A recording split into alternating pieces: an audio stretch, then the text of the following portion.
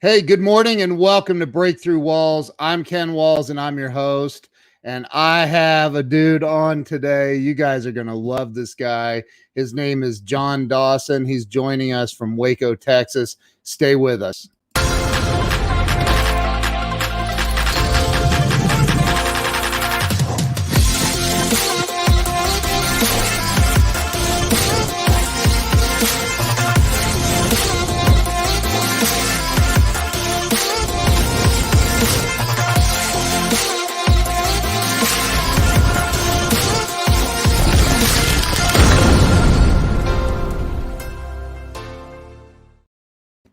All right, let me bring Jon on. Jon, welcome to the show, man.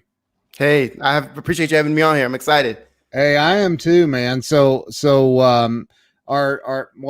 buddy Joe Ingram. I wasn't following you. I'm just going to be honest. I didn't know about you, man, until Joe told me about you on TikTok. I was like, oh my gosh! I started watching. I was like, all right, I like this dude. So he thought you'd be a good guest on the show, and I think you'll be a great guest. So awesome. So let's start with, I created this show about 2.5 years ago to help people kind of get unstuck in life. And so that's what it's about, man. So why don't we start with where you were born and raised? So I was born in Glendale, California, which is, most people would take it as Los Angeles. And was raised on the central coast of California, San Luis Obispo, a coastal city. And that's kind of where everything started. I was adopted early on. That's why I went from Glendale to San Luis Obispo. I was adopted by a family there. And things kind of just went from there. And I moved away when I was about 24. So a couple years ago. And you moved away to Texas?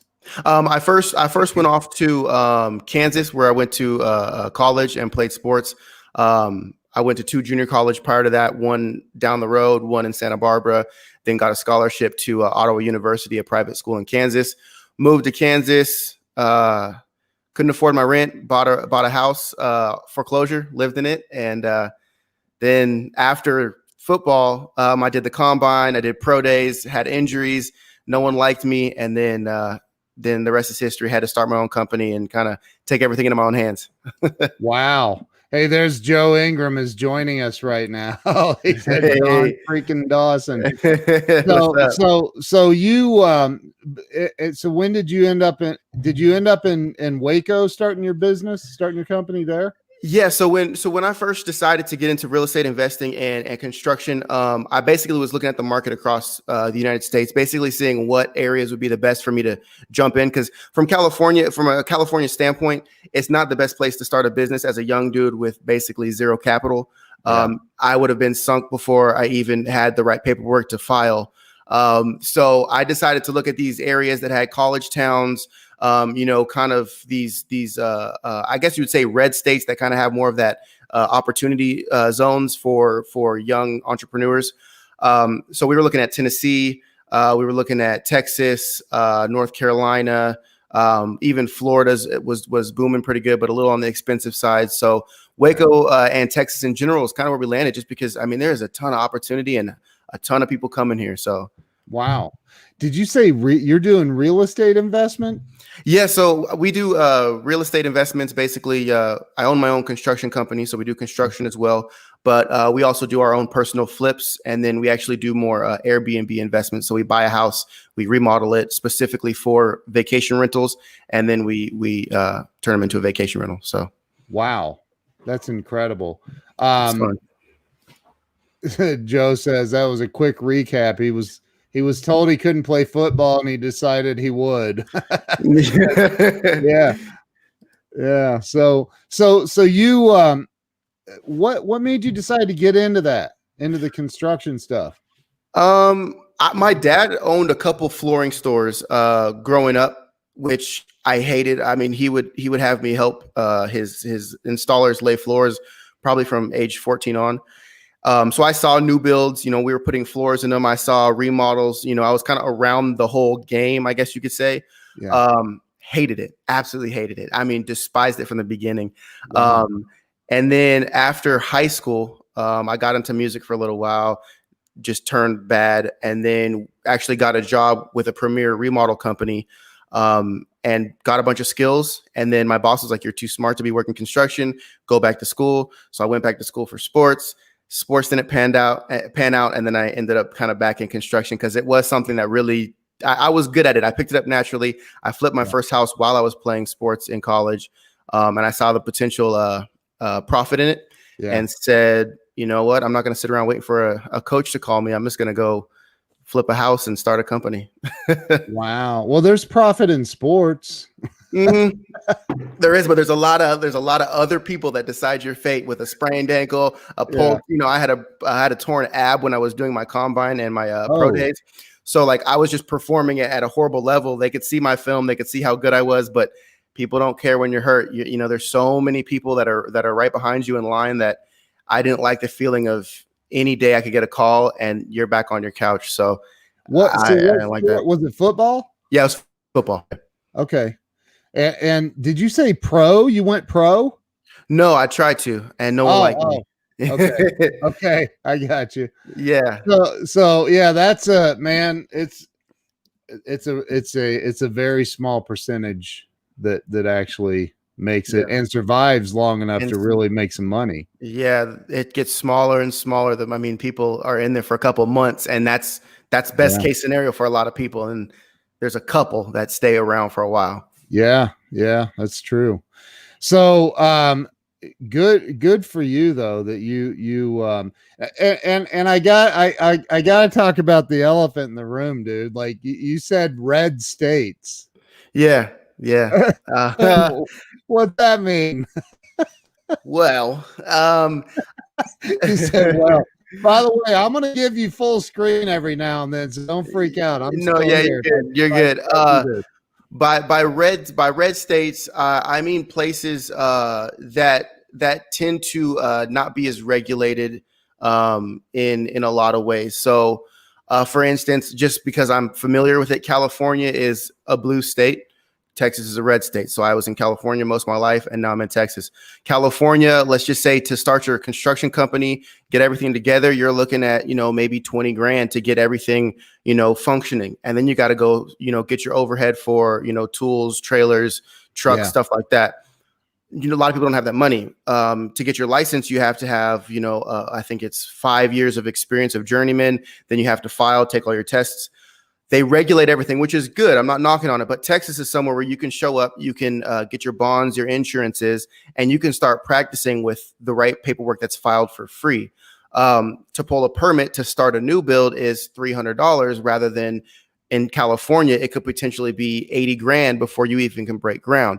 So it's one of those things where California likes to regulate and hold the small man down because they don't want everyone to be able to do it. They want the ones who've been around for a while to keep doing what they're doing and the rest of the people to be employed and to help benefit the other larger corporations. And I worked for grocery stores and other companies for years and years. And no matter how hard I worked, I got paid the same. So I was like, screw this. I'm going to get paid for how hard I work, not for purely just the hours I'm on site. But I think like the governor of California would probably say that makes them a better state.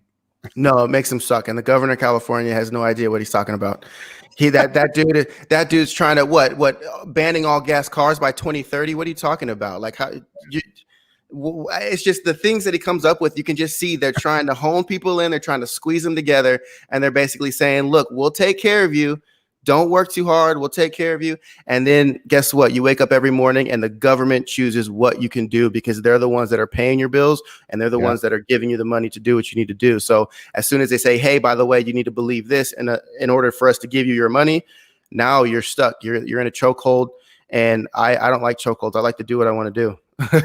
Dude, I love the content you put out, man. And I know that you made an announcement on TikTok, I think yesterday, that you're gonna tone down some of the political stuff on TikTok, but you still have a YouTube channel that you're going off the chains. Like I like the long form because you can get TikToks. You got the 60 seconds, and it's hard because people. I mean, it's hard to have a perfect solid narrative in 60 seconds. People can poke holes and it decredits you.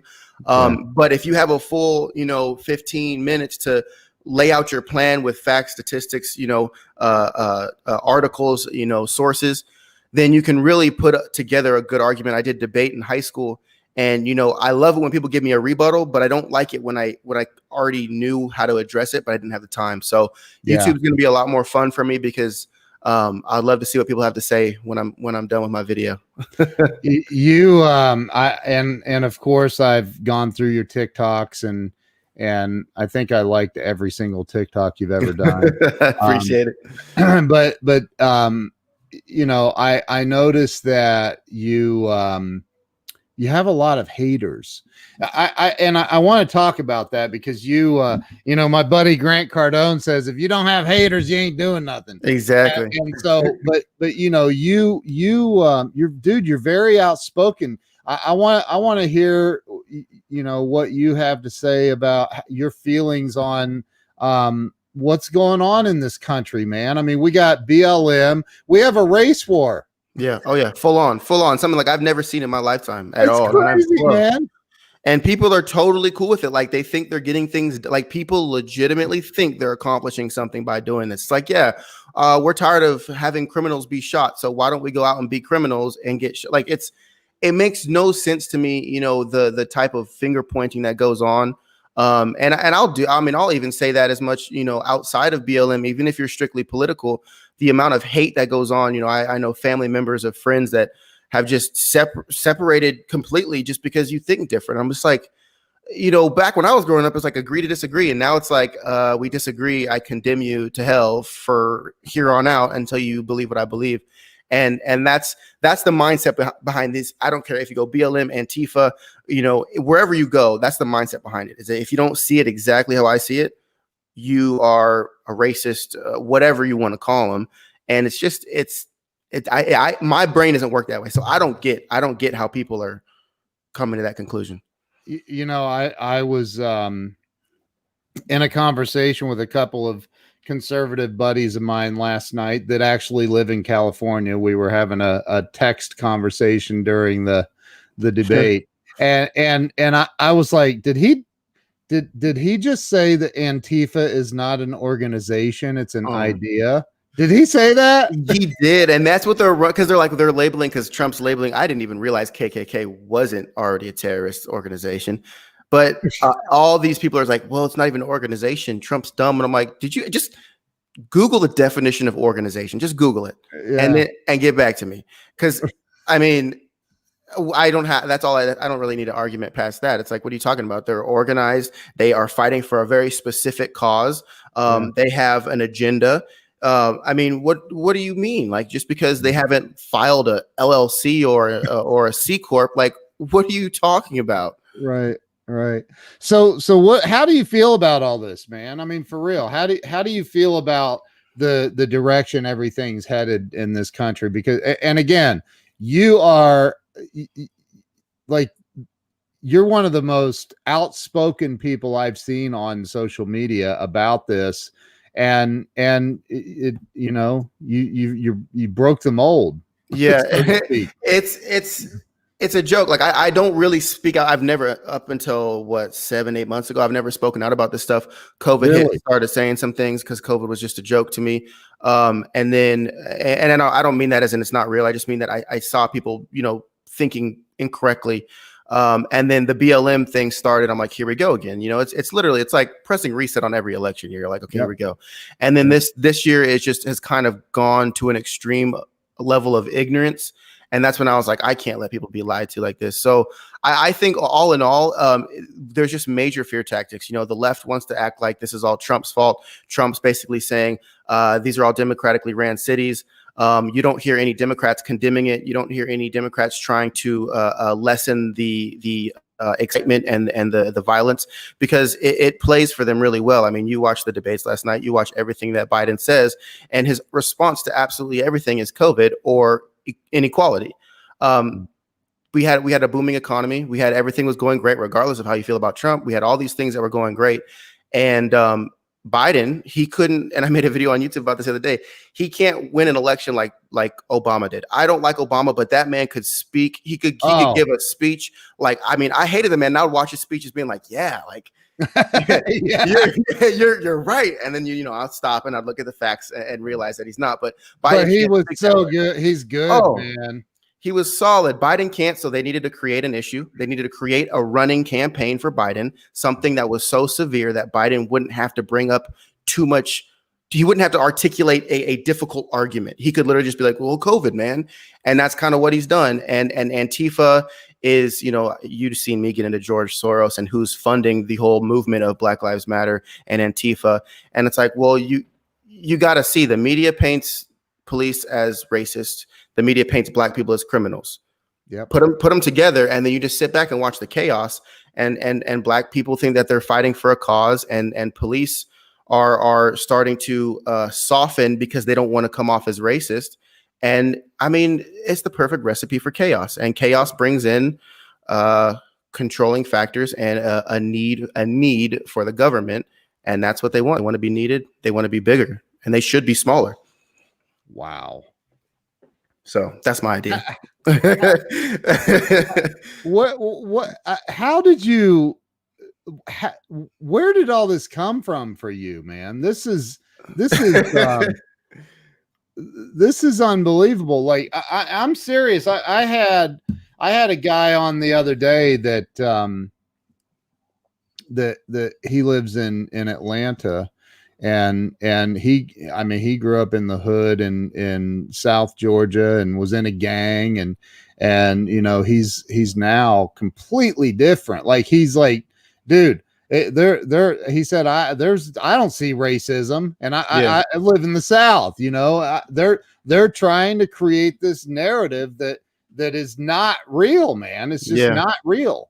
And so, how do you feel about that? Do you think that because I mean, I know that there are people that look, there's racists, man. There's white racists, there's Black racists, there's racists in every single freaking race, right? Yeah. So you can't get rid of it. I mean, it's there. It will always be there. And I tell people that, like, white privilege, there's white privilege. There's Black privilege. There's work privilege. There's wealthy privilege. I mean, every person to a certain extent has something to be privileged about. And even the people that are in the slums, I mean, you could live in the hood and you've got privilege of some sort because you don't have to deal with, I mean, I started paying taxes and started opening up LLCs, started having all this stuff come on me. And I thought that would be a privilege, but now I have more burden. So it's like, people don't understand there's a lot of different things. It's not just, okay, I'm Black, I am all of a sudden oppressed. Not to mention,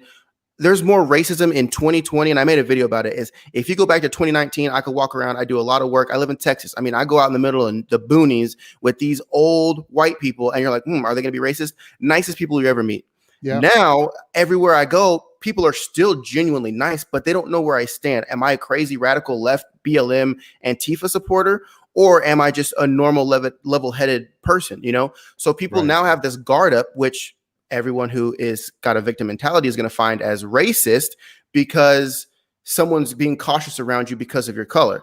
So we've created a bigger divide through color because of our extreme movements, if you want to call them that.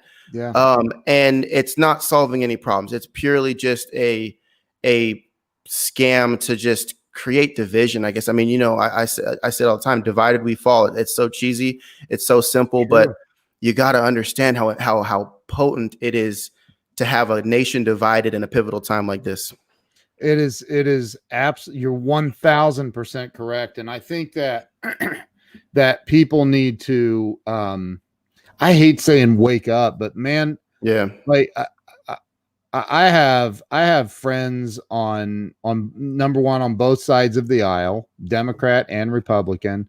I don't care. I honestly, like, you're going to support that, whatever. I don't like whatever. I mean, we can still chill as long as you just understand. It's just like, and I have friends that are Black and white, and it doesn't matter. I just don't get it, man. Why do they have to continue to push this this race war, man. And I honestly, I think if you go back to 2018,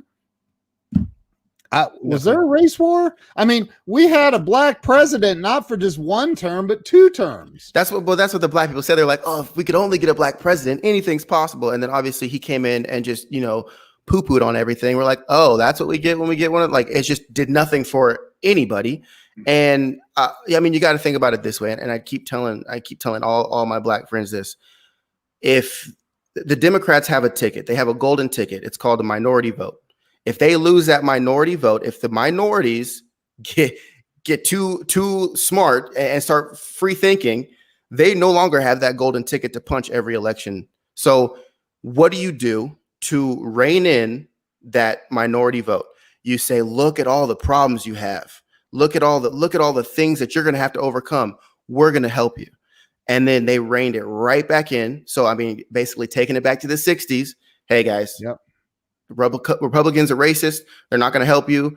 We're going to help you. So put us in office and we'll take care of you.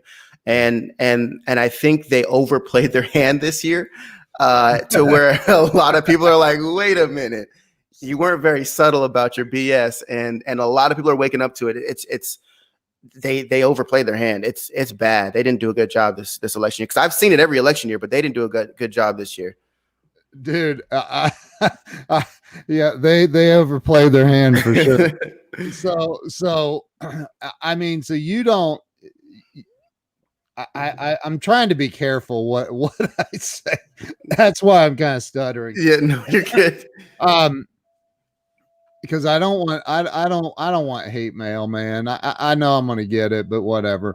I think though that they're do you feel like they're setting some things up intentionally? Like, and I'm not saying like, man, I don't even want to bring it up. Okay, the George Floyd thing. Yeah, he was killed, I guess, by a cop. And I've seen the conspiracy theories that it was all an act and all that. I don't know, but what do you think about that whole situation, or do you have an opinion about that? I mean, to me, it's just like every other killing of a black person by a white officer. It's because black people get killed by officers unjustly. It happens, and it happens fairly often. Not we're getting gunned down in the streets, but it happens. Yeah. But they choose specifically to. I mean, okay, how many of these killings are probably caught on camera? They're suppressed. The media doesn't play them. Just the locals see them, and it's a little route. Or, people get mad locally, and that's it. Because they're legit unjust killings. There's no divide. There's no, well, it could have gone this way. The only black killings you'll ever see on national news are the ones that can be split right down the middle, that can go. Obviously, heavy right conservatives are going to say, hey, he shouldn't have. And heavy lefts and BLM supporters and all those are going to be like, it's a black life lost, period. There's no, hey, this officer just walked up and killed this guy because he was speeding. That would have brought us together. You know what I mean? Because everyone can get behind that. So same thing with the Jacob Blake shooting. Same thing with Breonna Taylor shooting. There's no clear line of right or wrong. And the media loves that, because now you've got the people that want to back the blue, back in the blue. The people that want to back black people are backing black people. So it's like, it's one of those things where, no, I don't think any black life should be taken by a police officer. But then again, we can't just be delusional and be like, look, we're not asking for it in situations. Like, how can you be mad? Like I had friends in college, that sold drugs, and they're like, oh yeah, man, I got kicked off the team because coach, thought I was selling drugs. I'm like, well, were you? He's like, yeah. And I'm like, stop doing those things, and then you can legitimately have an argument. Like, if you don't do something to get in trouble, you most likely won't get in trouble. Yeah. And that's the thing. Like, when I walk down the street, no, I'm not going to get gunned down by a cop. I can say that confidently, because if a cop tells me to put my hands up, I'll put my hands up. If he tells me to lay down, I'm doing it. Even if he's completely wrong, I don't really care. He's got the gun. So yeah, it's one of these things where everyone is upset with the whole compliance narrative or speech. But all in all, it's like, well, what's more important? You getting your feelings hurt and being unjustly frisked, or you getting gunned down? I mean, life's not fair. Dude, I've been, I'm a recovered alcoholic of 18 years sober. So, back when Awesome. I was doing the business, I had some run-ins. Yeah. I had some run-ins. I'll just leave it at that. Yeah. And look, man, again, I'm not black, so I can't say I know what it's like, because I don't. Yeah. But I know this: when a cop tells me, keep your hands on the steering wheel, don't reach for anything, step out of the vehicle, get on the ground, put your hands behind your back, whatever it is. Yeah. You comply, man. Yeah. I don't want shot by a cop either. Yeah. And I've seen reports, statistics that more white guys are shot than black men every year by cops. I don't know if that's true. And honestly, I don't. There are bad cops, period. Yeah. There are. But there are bad teachers. There are bad politicians. I mean, yeah. I mean, there are bad people in every category of every profession. And I think a big thing that people don't like to hear, or they discount it as larger population, is where these killings are happening. Like, think about that. Everybody's like, oh, they need more training. I'm like, you realize a lot of these people are being trained in these democratic cities that are damn near head to toe Democrat. So it's like, and it's insane. I have a lot of encounters with cops. I've had a lot of bad ones. Obviously not major extreme, but disrespect to the max. I always tell my followers, I mean, the cops are usually that guy that didn't get enough playing time on the football team, or the guy that got made fun of in high school, and they kind of have a chip on their shoulder. So as unfair as it is, you might get thrown around a little bit. You might get treated, you might be disrespected. But I mean, my parents disrespected me with the way I thought when I was a kid. But I was taught, regardless, if your authorities do something, you don't, you respect that and you move on. You deal with it later rationally. Yeah. If anybody has anything to complain about, I was talking about women. I was talking to women. I'm like, well, being black, I mean, I would rather be black and pulled over by a cop in the middle of nowhere than be a female pulled over by a cop in the middle of nowhere, because you're defenseless. These people don't understand, like, black people, like, oh, it's only blacks. Women, like, have a lot to worry about in life that would be considered oppressed. But not to mention, their rights haven't been nearly as equal as actual black people have been. So the complaining for me is just purely a scheme to get more handouts, to not have to go out and achieve. And I tell people this all the time. Trump has been making it easier for black people to go out and find opportunity rather than to receive handouts. The Democrats want to make it easier to receive handouts and harder to go out and get a job, which, as a consumer who's not very educated, seems like, yeah, go Democrat. They're going to give me more. But teach a man to fish. I mean, do you want to have a nice life and a legacy and build generational wealth down the road? Or do you want to keep getting handouts till the day that you die and then die with nothing to give to your kids? So we got to get out of that mindset. I think it was you. Or somebody I saw put out a video saying that the Democrats, again, I'm not trying to make this political. So but I'll say this right off the bat.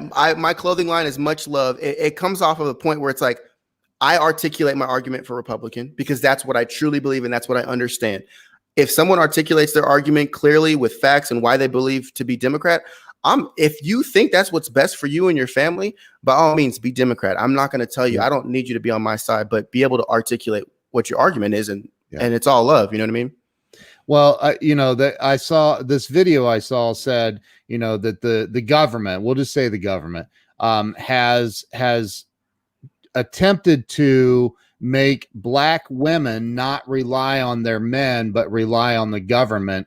And again, I don't know that to be a fact or not. I don't know, but it's factual. I've dug deep. Was it you that said it? It may have been your video. I don't remember. It's 100. I mean, the Lyndon B. Johnson incident, I won't call it incident, but that whole situation. I mean, you're talking about black single parented homes skyrocket, and I've brought it up too. I mean, other families have skyrocketed in single family because as the divorce rate goes up, but especially in impoverished black neighborhoods, it's skyrocketed.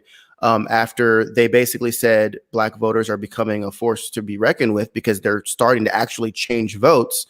We need to figure out how we can rein them in and take them under our control to make them vote the way we want. Because if they start doing what I'm doing and free thinking, then the Democrats lose their grasp on them. So by doing that, they put these mothers and families dependent on government assistance, which is heavily advocated for by the Democratic Party, which basically means if I want my family to get money from the government so I can pay my rent, I need to vote Democrat.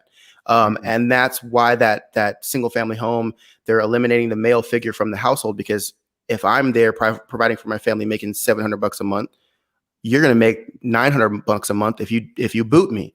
So yeah, I mean, that's just the way it is. And you can't really blame anybody for taking that option, because, you've got to pay your bills, but it's just a dirty game to create dependency. And I just from the beginning, I don't like dependency. I don't care which way you want to spin it. If the Republicans were dependency, I don't like depending. I like going out and getting. So that's why I speak this way. I love it, dude. And so you are very outspoken, we'll say, on YouTube. Yeah, very outspoken on YouTube. I primarily I've seen you outspoken on TikTok. And dude, there's some people that when you go against the grain, people don't like it. They really don't. They don't, man. And they call you names and horrible names. Yeah. What do you think as far as, because I love the fact that you're an entrepreneur. I've been an entrepreneur my entire life. For the people that are maybe somebody's watching that they're relying on the government right now. Yeah. What do you say to them? How do they get out of that? How do they get out of that? I know it starts with mindset, but how do they get out of that and become an entrepreneur like you've done? That's the difficult part, because I'm even struggling with that now. Like, I'm in no way this successful entrepreneur. Every day is me trying to figure something out, like I still am trying to get stuff going. But the biggest thing is I think something that I learned way early on is get comfortable being uncomfortable. We get so comfortable with clothing, shoes, cars, eating out, all this different stuff. And it's a trap, and I talk to like the Black community a lot about this is buying the Jordans. You're getting government assistance in its purest form to better your life, right? It's giving you assistance so that you can gather up whatever it is you need to do better for yourself and then get off the government assistance. But we've pushed it so heavily towards this is just your life that people need to understand when you're getting that government assistance, you got to cut back on some things and understand, look, I'm getting this assistance to assist me in creating a better life. So if that's not buying those new shoes, if that's not going out to dinner, if that's not getting the newest car, whatever it is, you got to start putting things towards whatever you want. For instance, when we bought the first house, I had to literally I was chicken and rice. Thankfully, I played football my entire life, so I was used to eating chicken and rice. But I ate chicken and rice for probably 2 years straight because I literally couldn't afford anything. In college, everybody was playing video games. They were playing 2K. Everybody had Xboxes, all this different stuff. I put all my money into a down payment on a foreclosure because I knew that was going to make me money in the end. So it really is this mindset, but it's also just letting go of like what's cool. I was listening to audiobooks instead of Drake. It's embarrassing. Like, people think, oh, well, I'm proud of you for doing that. I'm like, no, it sucked. When you're sitting in the bus and everybody's singing a song and you've never heard it before because you got Rich Dad, Poor Dad in your ear, that's not cool in that time. Like when you're playing football, wow, no one thinks that's cool, So you got to let go of this. That's why I wish LeBron and all these celebrities would come out and say, hey, I'm listening to an audiobook. I'm not listening to Drake. I'm not listening to Jay-Z.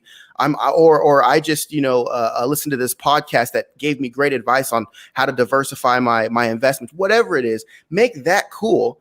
And then these people who are sitting here are like, oh, I don't read. I'll tell you right now, I'm the worst reader you'll ever see. I didn't read anything. I watched YouTube videos. I listened to audiobooks. I listened to podcasts. That's how I learned everything I know. So these excuses of like, I don't have a library, I don't have books, or I can't read very well, I can't retain knowledge. I literally listen to all my information. There's no excuse. You can get it on your phone for free.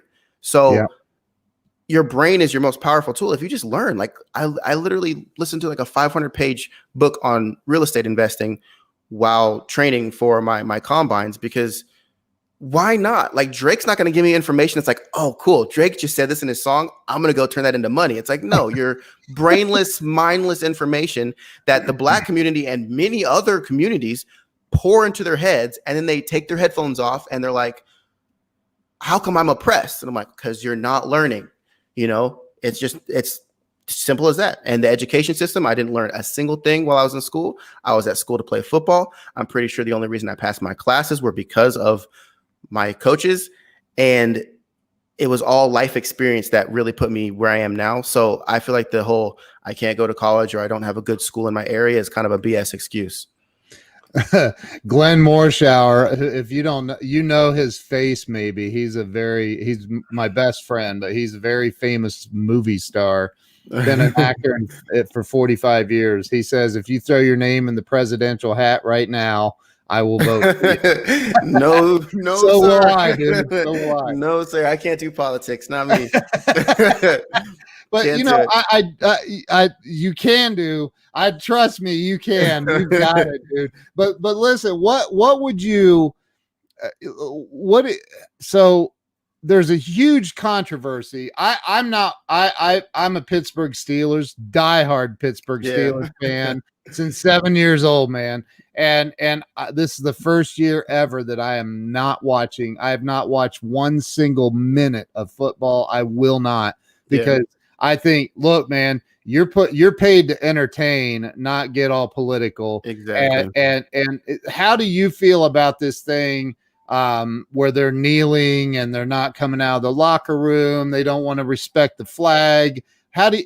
I mean, dude, let's look behind you. What's that hanging on your wall, man? We got the American flag right here. Right. Which I support 100%. I don't watch football anymore because of that reason. I kind of stopped watching a while ago just because it's hard for me to watch it because I played it for so long and I still want to play.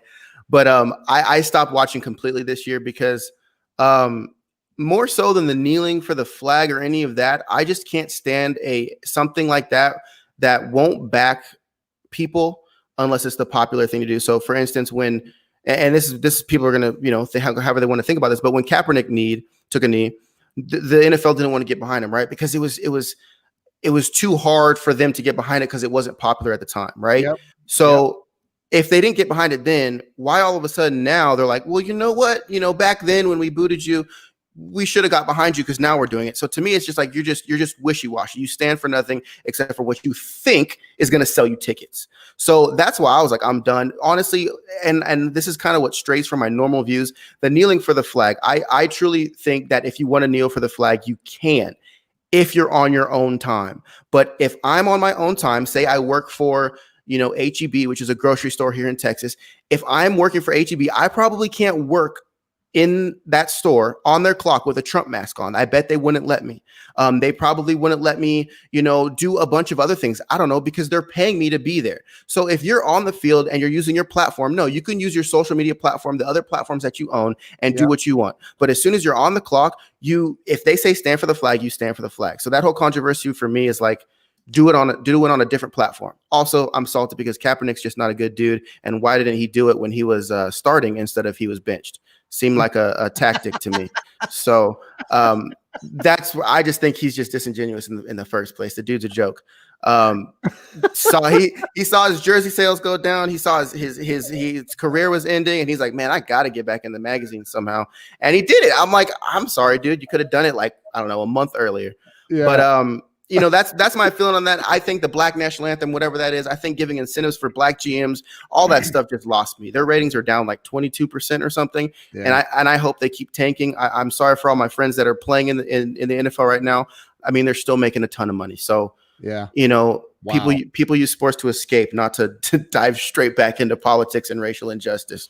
Dude, 1000%, man. What about, I mean, Biden got endorsed by The Rock, man. Come on. Did you see that? So that gets me. You can see, is it this shoulder? You can see on this shoulder right here. My brand is created after, and it's not necessarily The Rock, but the Shaka, the Hang Loose.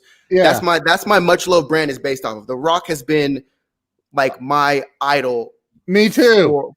I mean, forever. I mean, I watched his motivational videos before 4 a.m. practice. I would listen to his motivational videos before game day. I watched all his movies. You know, when I saw that, I mean, look, you can speak your opinion, man. Like, this dude is never, he speaks passionately. Everyone has the right to endorse and say whatever they want to do with whatever platform they've gained and earned. Yeah. When I saw him say that, I was like, this is some BS.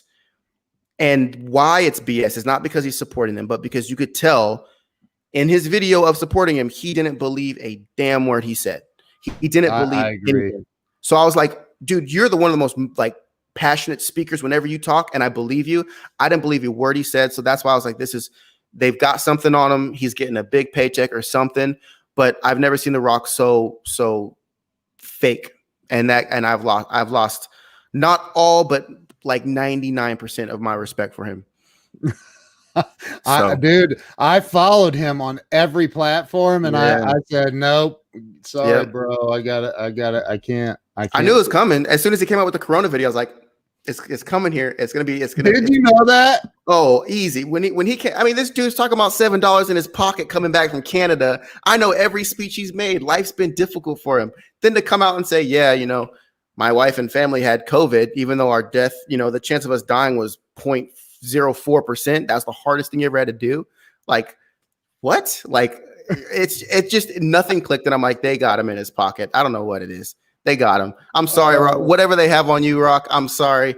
But that's dude, a tough I know, spot. Man. I'm with you, man. 1000%. So my wife says, yeah, dude, my 10-year-old daughter like is always talking to our Alexa devices, playing his song from Moana. Yeah. You're welcome. In my house. Now I gotta figure out how to ban it from. I know. Even that movie, I've seen that movie 1,000 times. I know, man. I know, dude. I know. Kills me. Hey, what's your brand name? It's Much Love Clothing. It's here. Let me go full screen so you can show that. It's Much Love Clothing right here. Yeah. You can find it up. Does that say America 2020 on it? It does. Yeah. I don't know which way to go because my camera's backwards. I love that, man. That is freaking awesome. We got a bunch of different ones. We got some pretty offensive ones, and we got some just chill ones like this. But Glenn says The Rock taught him how to act. Yeah. That's funny. Much Love Clothing. Okay, clothing, the best. So for what are you doing on TikTok? Like, you've got 460,000 followers on TikTok. I looked through who you're following. It doesn't look like you're following me yet. I don't like follow. I'm never on my following page. That's the weird thing about TikTok. I know, like, I'm the same way. You can't even see your followers. So I'm like, I only follow people if they ask me to, and that's pretty much it. Yeah. So what are you doing on TikTok? I know you're kind of shifting there a little bit. What are you doing on TikTok now? On TikTok, so because the videos are so short, I decided to focus more on my Much Love movement, which is just regardless of what people are saying or you think is wrong or right, like, we're forgetting the human factor behind all this BS. So people are like, you're this, you're that, you're all these different names, you know, you're whatever. And it's sad to see a division of a community purely because of minor things like this. And I'm in politics right now. I see how big of a deal this is, but again, it's not bigger than human kindness. And it sounds all cheesy and you know, lovey-dovey, but it's not agreeing. I'm like, still, I argue my case every single day of the week. I'm passionate when I speak, but I'm not going to be disrespectful, and I'm not going to alienate someone purely off of their beliefs or disagreement with me. So that's kind of what I'm going to be preaching more on TikTok, is just showing people that, look, man, like just because your sister's Democrat and you're Republican doesn't mean she's an idiot. Like, people come from all walks of life. The government is good at what they do. They've lied, they've manipulated, and I'm talking about both sides. So all we can do is educate with love. No one, and I'm dropping a shirt tomorrow that says, hate gets the loudest reaction, but love silently changes hearts. And it's one of those things where wow. if you speak your side, like Republican, if you speak about Trump with a loving tone, it's insane. Like I'm talking about, I've had thousands of people been like, I've never had anyone talk about it this way. Usually I get yelled at before we get this far.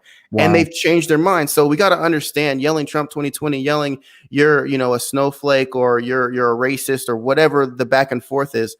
It's just this divisive, pointless banter that doesn't get anywhere. So just preaching acceptance, but still arguing your point, if that makes sense. Where I should have asked you this in the beginning. What is your website address where people can go buy some t-shirts? I'm buying some. It's I appreciate that. It's themuchlovezone.com.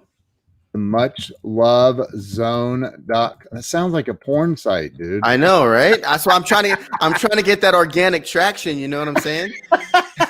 No, when we came up with it, we're like, we might actually get some extra clicks on this just because people are just searching the internet. But that's awesome, dude. I rarely use the website. Normally I use like a link tree, which is like on 90% of my platforms. But okay. we thought that'd be funny if anyone ever kind of actually read it. That's awesome. So Josie put up your Facebook page. And so YouTube, though, if people want to follow you, because you, dude, you put out you're very, very, very articulate when you're doing your videos, especially on YouTube. And I've watched a lot of them, and you make, dude, and you don't, it's crazy that you don't have the following on YouTube that you have on TikTok. I just started my YouTube. Oh, did you? 2 weeks ago. Oh, did you really? Yeah, I started about 2 weeks ago. Because okay, then you're doing well. Yeah, I've never been a YouTube person. I mean, I have so much work that I have to do on a daily. YouTube takes so much time. But I'm now kind of shifting my TikTok time over to YouTube and giving some thoughts there. So you're doing great. I know you're over 1,000 followers, which is better than me. That just happened last night. I was at like 600 yesterday. I don't know how that happened. Wow. Yeah. I followed you. My wife, I had my wife follow you on YouTube. You've got, dude, you're spitting some wisdom. And Glenn asked if you were in Texas. Yep, he's in Waco. Yep, Glenn lives in Dallas. Glenn's up in Dallas. Yeah. Awesome. Yeah, I have friends and family in Frisco. Okay. Yeah, that's a nice area there. Yeah, it is. So it's a real nice Too rich for my blood. It's nice up there, man. So any and I know you're a busy guy. I don't want to keep you on here much longer, but somebody just put one of your videos up there. So any final thoughts on, what is holding people back? That's what this show's about, is what is holding people back from success. I did a live stream last night after the debates, and I was like, my brain just hurt. Like, right. I was like, I don't even know what I just watched. I have no idea. But what are some final words that you could give people to help them get unstuck in life, man, that's holding them back? That's hard. It's so case specific. You never know what an individual is going through because there's just so much. I would just be proud of yourself. Like, it sounds so cheesy, but like, if you're confident in what you're speaking, like for me, like, I don't like the hate. People are like, how do you deal with the hate? I genuinely don't care, because like what I say, what I believe is 100% what I believe. And I could care less what someone says towards me. So I think just being confident in what you have to say and what you have to offer, and really focusing on that rather than focusing on why people are calling you names or whatever. Yeah. A lot of people are going to try to lie to you. So, I mean, I would just say, like, just dig. If you, like, every time I hear something, I'm like, just dig. I heard some things that Trump said on the debate last night, and I'm like, that doesn't sound like. So I've already been doing some digging for a YouTube video that I'm going to make. Just dig, like, whatever it is you want to do, whatever it is that you feel like you're struggling with, dig into it. Like, it's one of those things where people think that it's just going to resolve itself. But I would just encourage people to be confident in yourself, be respectful, and dig. Always dig. Find the real truth. Don't just. We're in a day where everybody wants to be first and not correct. So dig a lot and be correct. Yeah. Try to focus on being correct more than just being first. Like, everybody's posting videos about the debate, and I'm sitting here with 500 windows open trying to figure out exactly what I need to say that's going to be accurate and beneficial, because I feel like potency over saturation is important. Wow, dude, this has been absolutely phenomenal. I appreciate you taking the time to come on, and maybe we can have you do some other things too, man. I've got a pretty big platform here on Facebook, at least. So you're a good dude, and I know there TikTok is for twerking. you do any twerking on TikTok? You're not wrong, but there's a little bit of other stuff on there. Yeah, no, you got a lot of great stuff on TikTok. I love the the video you did when on TikTok when The Rock did the endorsement. Oh yeah, I was like, come on, man. Do you smell what The Rock is cooking? You're like, I smell that. I smell what you're cooking. Yeah, exactly. We all did. I even his followers and even the Democrats were like, they called him DJ. It's fake. It's all fake. Oh, that's awesome, dude. Well, hang with me. I'm going to end the live stream, but hang with me for a second so we can chat. I appreciate everybody. Hey, if you didn't share this out and you found it valuable, share it out. If you didn't find it valuable, go watch it again, because there's a lot of value in this. So Jon, thank you, man. I appreciate you a lot. Yeah. Thanks for having me on here, man. This was fun. Yeah, thank you. All right, we'll see you guys later.